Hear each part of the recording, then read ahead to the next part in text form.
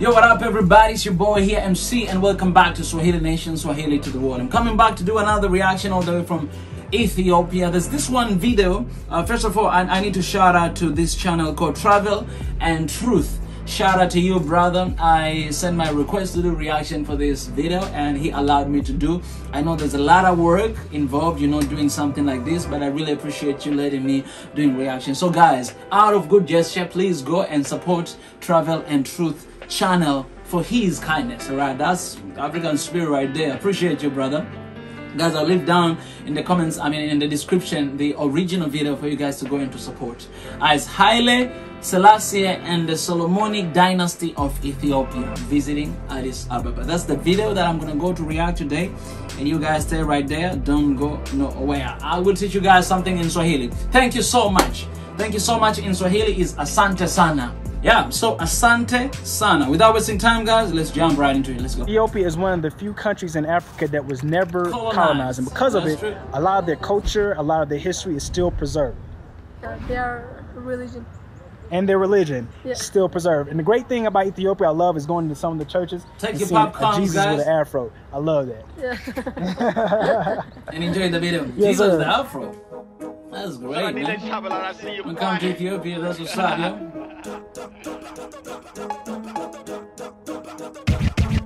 Hey! Come on! Come on, come on, come on! I love the editing. For content on Africa and the diaspora's history, culture, and travels, subscribe to the channel and hit that bell notification and that like button so this content can be suggested to more people. And if you want to support Travel and Truth, you can do so by buying the Travel and Truth merchandise or donating in the links below. Located in East Africa, Ethiopia is one of the greatest nations to exist on this planet. It is a 3,000-year-old nation, making it one of the oldest nations on this planet. It's also one of the most unique countries I've ever visited.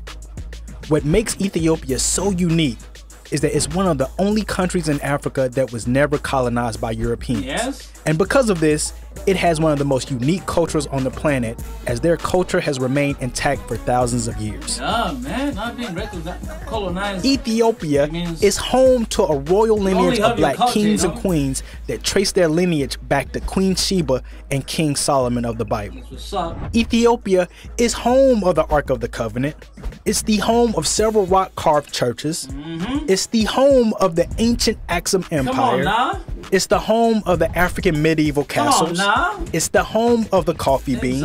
It's the home of a native Christian tradition as old as Constantine. And most important, Ethiopia is the birthplace of mankind. Ethiopia has a population of 109 million folks, which is the second largest population in Africa behind Nigeria.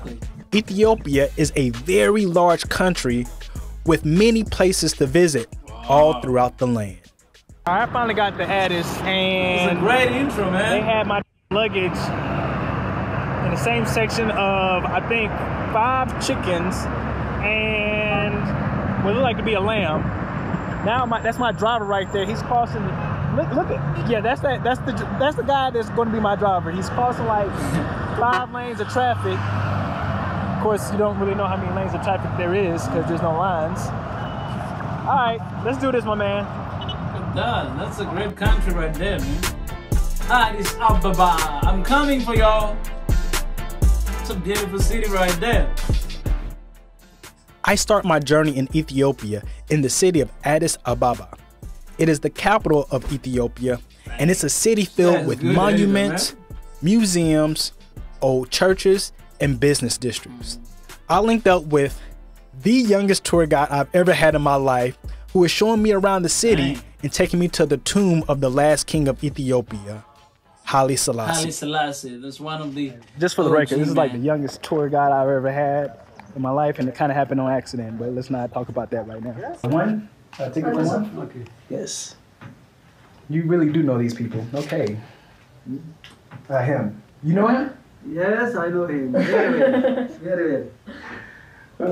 Okay. All right, so with the young fella. Let's get started. The young buck, the young tour guide is taking me to is the Holy Trinity Church. We will not be spending that much time in here, just for the record. Yeah, quick. Because I'm on time limit with the taxi cab driver. They don't ran a number on me. We'll talk about that later. So anyway, yeah. So inside here is Haile Selassie's. And his wife buried inside here. Okay. Oh, his wife. The first here. Dang. Love to go there. Okay, how do I do this? Oh, that's what you gotta do. What does it mean, guys? Let me know in the comment section. Once inside the church, we walked to the back to get a glimpse of the two caskets. So, this is his wife when she comes to the church, this church. She sits here every time. Like, a lot of times, Sunday. Like today. And this is Haile Selassie's church. Oh, okay, so they came to this church every Sunday. What? They came to this church every Sunday. Yeah. Also, they built this. So they built it. So this is the burial of Haile Selassie and his wife buried at the inside here. Wow. So right now I'm at the burial of Haile Selassie. This is where he is buried with him and his wife. Wow. So special. Inside that casket is Black history like no other. Haile Selassie was the 225th emperor of Ethiopia and is the last emperor of the Solomonic Dynasty. The Solomonic Dynasty of Ethiopia is a royal dynasty that ruled the Ethiopian Empire as early as the 10th century BC. According to ancient Ethiopian books such as the KEBRA NAGAST, King Solomon of Israel and Queen Sheba of the Damat Kingdom, which is located in present-day Ethiopia, they both had a love affair and they had a love child named Menelik I. Wow. After Queen Sheba dies, Menelik becomes king and begins a long line of Ethiopian royalty who claim to be direct descendants of Queen Sheba and King Solomon. This Solomonic dynasty ruled Ethiopia for almost 3,000 years and had 225 generations of Ethiopian kings and queens. Many of these kings and queens are still celebrated throughout Ethiopia for their achievements and their many great monuments, churches, and works of art that they built that are still in existence until this day after thousands of years. And many of these rulers defended the Ethiopian Empire from other empires and foreign invaders in famous battles that are still celebrated as national holidays all throughout the land. This dynasty was well known all around the world for thousands of years for its prestige and power. And what's dope about traveling in Ethiopia is that everywhere you go, you're constantly reminded of this royal lineage. All over different cities, you'll see statues, paintings, and photos of the famous emperors of this great nation. The empire lasted from the 10th century BC all the way up to 1976, which leads us to Emperor Haile Selassie and his wife, Empress Menen Asfa, the two people inside these tombs. Wow. Wow. This guy, man. Are you a professor? I love this, man.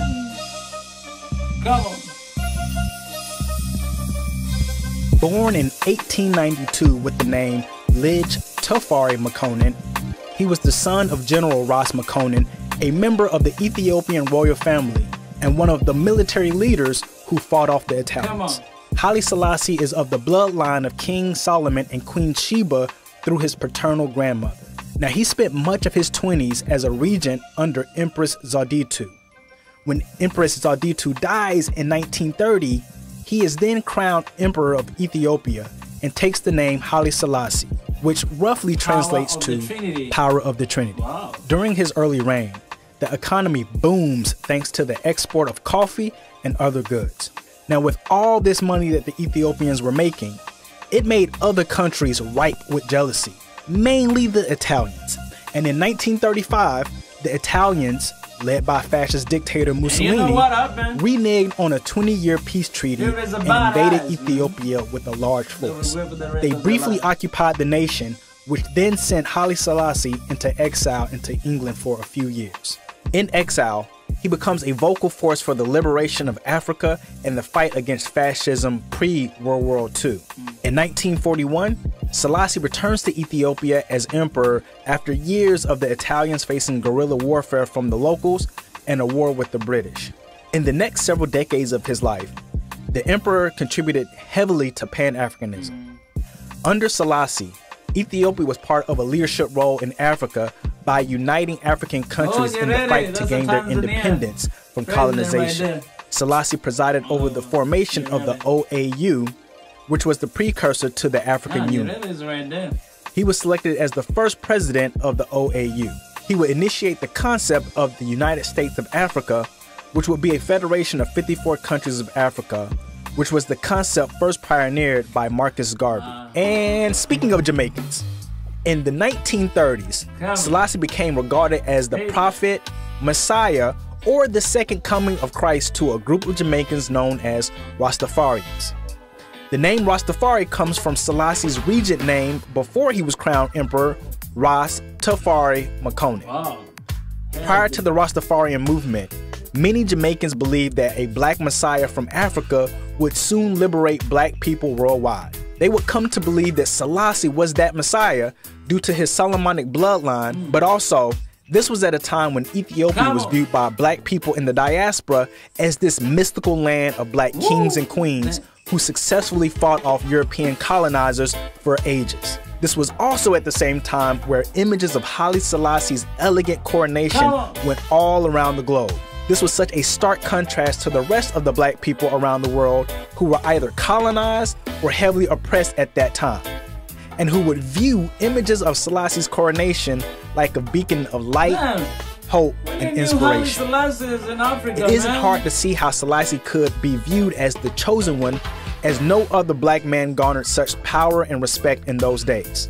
And if you ever had any doubts of how much power and respect the Ethiopian Empire had, here's a controversial and disputed photo of Queen Elizabeth II and Prince Philip bowing to Emperor Haile Selassie and the Empress. This is at a time when the British Empire ruled over 23% of the world's population.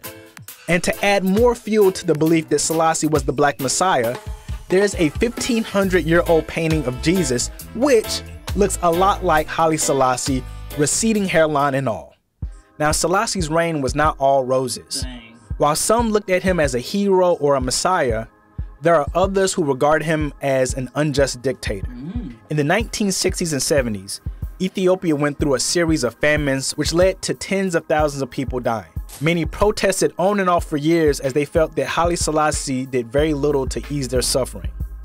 This led to a military coup d'etat by socialist factions, who imprisoned and then assassinated Selassie, while the rest of the royal family were either persecuted or fled into exile. The emperor died on August 27, 1975 at the age of 83, which ended one of the longest lasting empires in world history. It's a dark times, man, dark times. After viewing Haile Selassie's tomb, my young tour guide takes me on a tour around the city and goes into a little bit more details about Ethiopian culture. Ethiopia is one of only 2 countries in Africa that was never colonized by European powers during the scramble of Africa. The other country being Liberia, although Liberia was never a target for colonization by European powers due to its ties to the United States. So it never got into an armed conflict with European powers like the wars Ethiopia fought. Now, because Ethiopia was never colonized, it's largely untapped by Western influence and has preserved its culture for thousands of years. For example, Ethiopia is the only country in Africa that does not have a European language or Arabic as its official national or business language. Ethiopia has 80 different languages, with the national language being Amharic. Ethiopia has its own alphabet, which consists of 209 symbols and 25 letter variants. That's true. Ethiopia has 80 different ethnic groups, with many of them having their own unique cultures and languages. Ethiopia doesn't go by the Gregorian calendar, which is used by most of the world, but instead they have their own calendar which consists of 13 months. And they celebrate their New Year's not on January 1st, but on September 11th. They are also several years behind us. If it's the year 2021 in the Western world, in Ethiopia, it's only 2014. Also, time is counted differently here. Ethiopians measure time from when the sun rises. So when the sun rises at 6 a.m. on your watch, to Ethiopians, it's only 12 a.m. Their time is counted 6 hours less than their time zone, which can cause a bit of confusion if you're at a business that doesn't cater to tourists. Ethiopians have their own style of traditional clothes, fashion, and hairstyles, and they also have their own cuisine, which is famous for their national dish called injera, which is a spongy sourdough flatbread that is usually ate with vegetable and meat dishes. My young tour guide took me to the cultural center in Addis to have some injera and learn a bit more about the Ethiopian music and dances. Ethiopia also has its own type of music that has a heavy emphasis on the traditional instruments from the various regions of Ethiopia. Another thing that makes Ethiopia so unique is the way they dance. You see, West Africans have danced with their hips and butt since the beginning of time. And since black folks in the Americas and the Caribbean are descendants of West Africans, we took a lot of those traditions with us to the New World, including dancing with your hips and butt. Cash Money Records taking over for the 99 in the 2000s. But in East Africa, it's much different. At the Culture Center, I found out that they don't dance with their hips. Yes. Ethiopians dance with their shoulders. That's what's up. The dance is known as ESKISTA, which is Amharic for dancing shoulders. Traditionally, different kinds of ESKISTAs tell different stories and life lessons. These differences are by region and ethnic groups, and watching the performances at the Culture Center gave me a good glimpse into all the different flavors of ESKISTAs. Come on.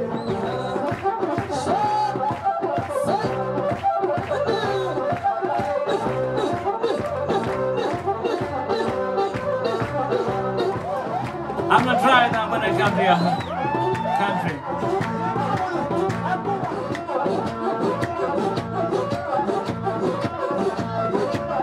Whoa! Best shot!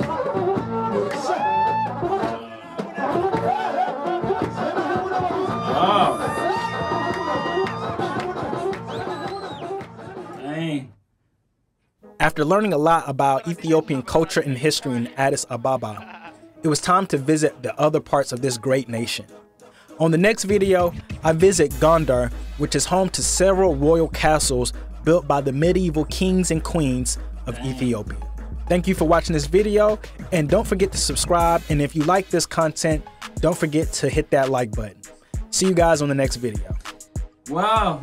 Dang, man, I appreciate, man. This is one of the best video right here, man. I love this guy.